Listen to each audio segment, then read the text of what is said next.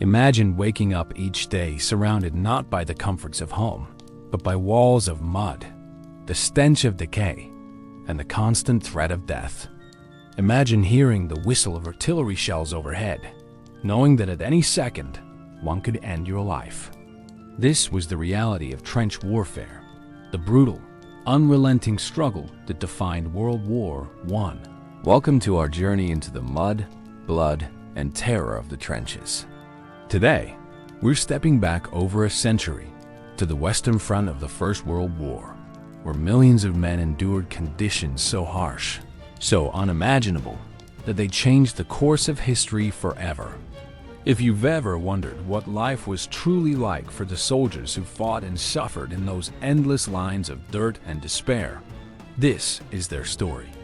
When the First World War erupted in 1914, no one could have predicted the scale of destruction that lay ahead. Armies marched into battle with bright uniforms and the old traditions of war still in their minds. Leaders spoke of quick victories and home by Christmas. But by the end of that first year, optimism had vanished. The modern weapons of war, machine guns, heavy artillery, and rapid-fire rifles, clashed with outdated military strategies. The result was slaughter on a scale the world had never seen before. It was here, on the Western Front, that the war ground to a halt. Both sides, unable to break through each other's defenses, dug into the earth. From the fields of Belgium to the rolling plains of northern France, a vast system of trenches scarred the land.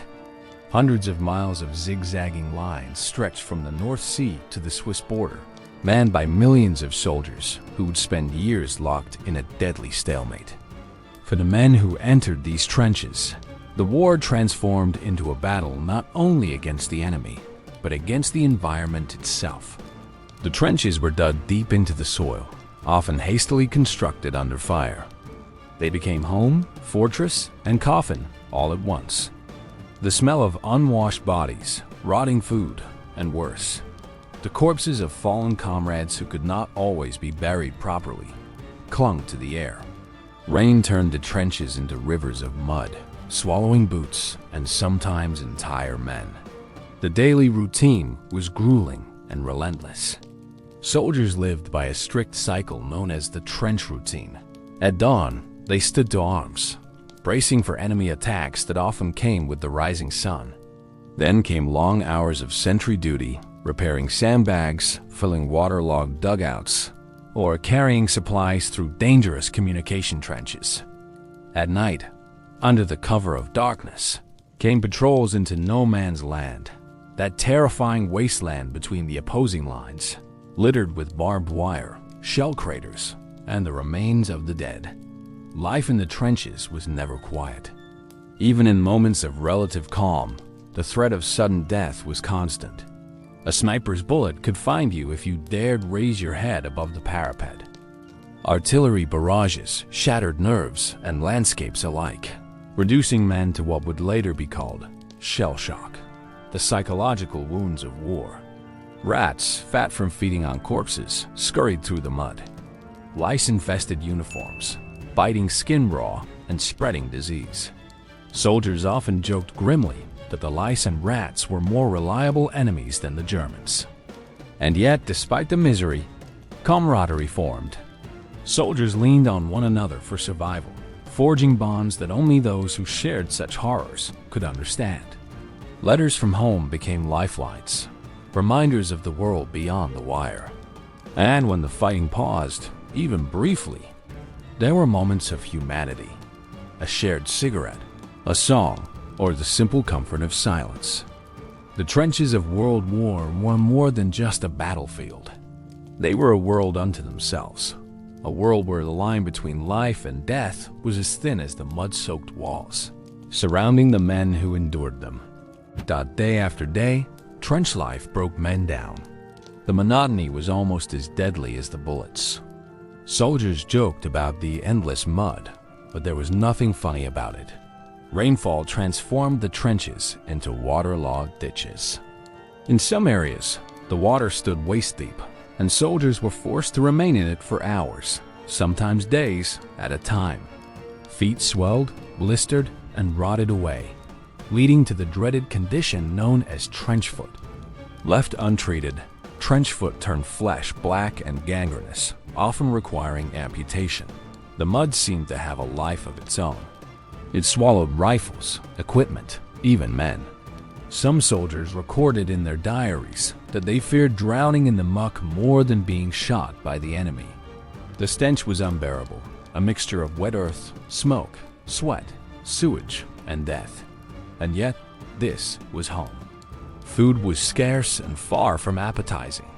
Soldiers often survived on rations of hard biscuits, canned meat known as bully beef, and thin soup. Fresh food rarely reached the front. Bread arrived stale, if at all. Tea, when it could be brewed, was treasured. And when supplies broke down, soldiers were forced to scavenge or simply go hungry. For American troops who arrived later in the war, the rations were different, sometimes better, but they still found the conditions shocking compared to anything they had ever imagined. And then there were the rats, huge, bold, and fearless. They scurried through the trenches by the thousands, feeding on scraps of food and on human remains. Men awoke to find rats crawling across their faces or gnawing at their boots. The more the soldiers killed, the more appeared, as if the trenches themselves bred them. Alongside the rats came lice, invisible but relentless. Infestations left men scratching until their skin bled, and no amount of washing seemed to rid uniforms of the pests. Disease thrived in this environment.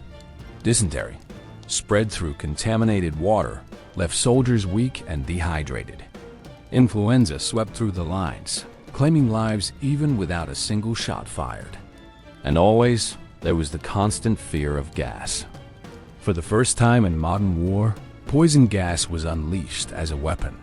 Clouds of chlorine, phosgene, and mustard gas drifted across no man's land, seeping into trenches and lungs. Soldiers fumbled for gas masks, sometimes too late. Gas burned the eyes, scarred the skin, and destroyed the lungs. Survivors coughed and choked for the rest of their lives. No man's land was the most dreaded place of all. It stretched between the opposing trenches, a barren wasteland of shattered trees, blasted earth, and tangled barbed wire. Crossing it meant near certain death. Yet, time and again, soldiers were ordered over the top. Whistles blew, ladders were thrown up, and men clambered out of their trenches into machine gun fire. Waves of soldiers fell in seconds.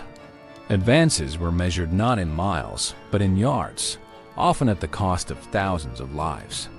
The great battles of the war, the Somme, Verdun, Passchendaele, became synonymous with slaughter.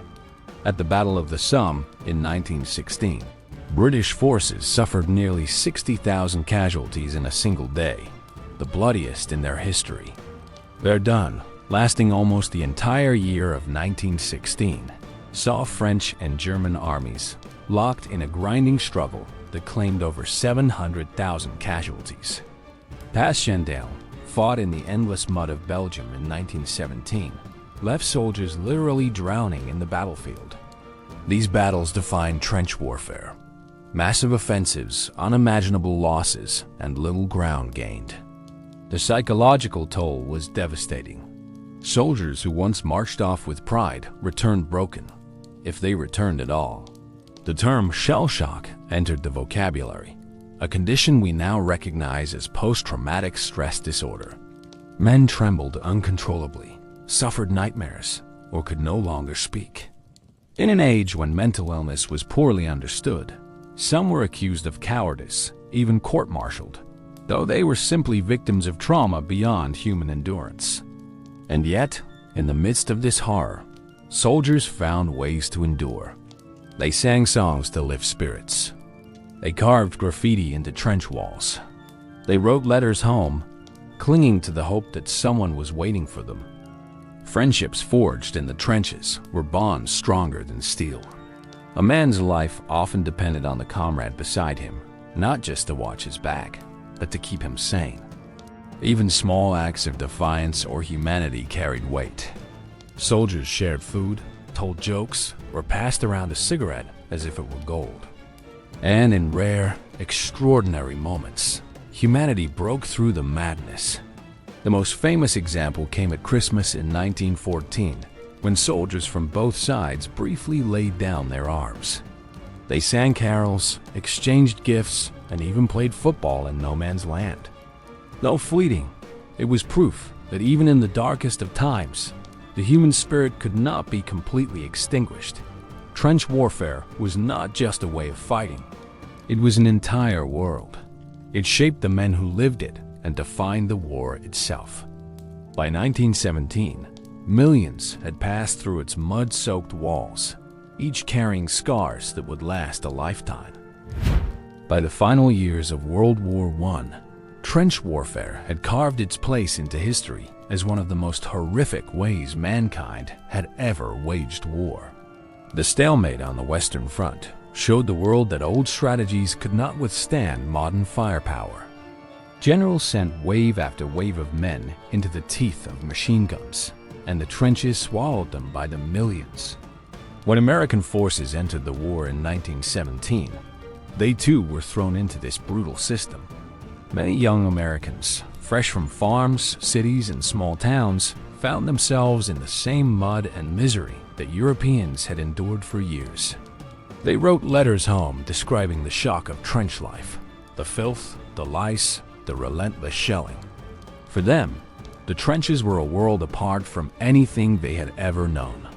Yet they adapted quickly, driven by determination and the belief that their presence could help bring the war to an end. And in time, it did. The arrival of fresh American troops provided the Allies with the strength to finally break the deadlock. In the great offensives of 1918, the Allies surged forward, driving the German army back and forcing them to abandon the trenches that had defined the war. By November, the guns fell silent. The trenches, once alive with activity, fell quiet, filled only with echoes of the suffering and sacrifice that had taken place within them. But the legacy of trench warfare did not end with the armistice. It haunted an entire generation. The scars of the trenches lived on in the minds and bodies of those who survived. Veterans carried memories of mud, rats, and endless artillery fire for the rest of their lives.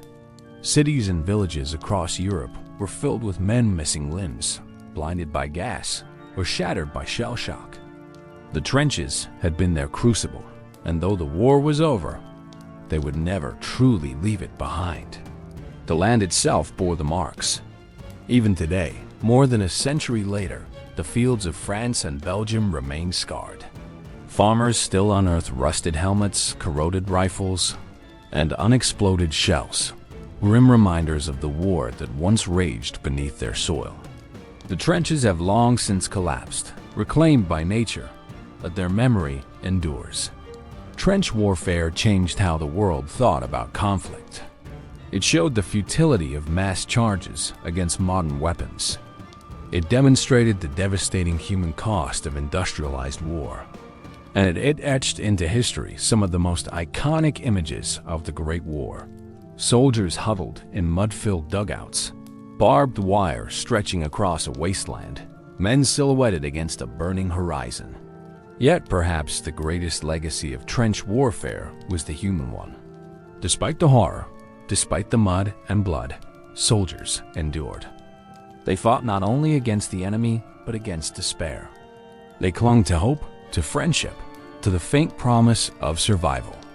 In doing so, they proved the resilience of the human spirit in the darkest of times. The story of trench warfare is not just a chapter in military history. It's a reminder of what ordinary men endured in extraordinary circumstances. It's a story of suffering, yes, but also of courage, sacrifice, and the will to survive. If you found this journey into the trenches of World War I powerful and eye-opening, help us keep history alive. Hit that like button to show your support. Share this video with others who love history. And don't forget to subscribe so you never miss the next episode in this series. And most importantly, let us know in the comments, what part of trench warfare shocked you the most? Because remembering the past isn't just about history. It is about honoring those who lived it.